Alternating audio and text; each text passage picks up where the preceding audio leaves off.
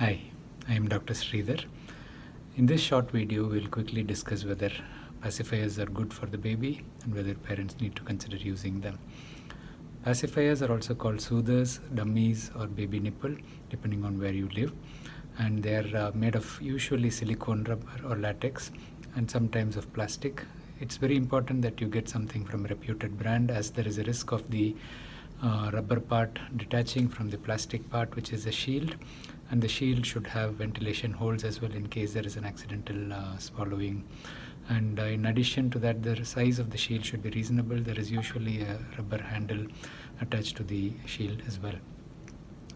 The nature of the pacifier, we can use it for non-nutritive sucking in the premature babies to stimulate their sucking in the NICU. In addition, in the babies, we don't recommend using it in the first 2 weeks to 3 weeks of age, especially when the mother is trying to establish breastfeeding. This can cause nipple confusion. The use of the pacifier is controversial because it's against the principles of baby-friendly hospital initiative and the other WHO measures to support breastfeeding. So parents often have a dilemma whether to use it or not. It's obviously better to avoid any additional use if possible, but there are some situations where a pacifier may be helping the baby to calm down when they are colicky, and it avoids the risk of overfeeding. For example, if the baby is distressed and cries frequently, the pacifier may help to delay the feeds, as I've discussed in my earlier videos on overfeeding. It's very important to be aware that parents should only use it to calm down the baby and not keep it as a routine just to keep the baby quiet. And we should also avoid continuing to use a pacifier beyond this initial 3 to 4 months of age, after which it may start becoming into a habit. The habit may be difficult to break as the baby starts getting more dependent on it.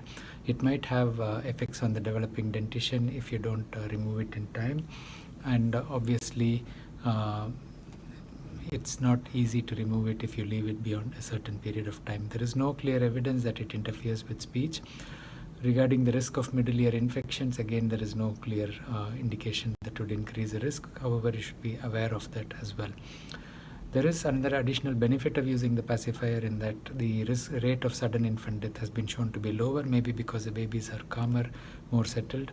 But on-demand breastfeeding, which works naturally, is the best, and I'm sure that will keep the baby equally calm. So my take, if you are exclusively breastfeeding and the baby is feeding on a reasonable pattern without much of colic or distress, you can continue to manage without pacifier.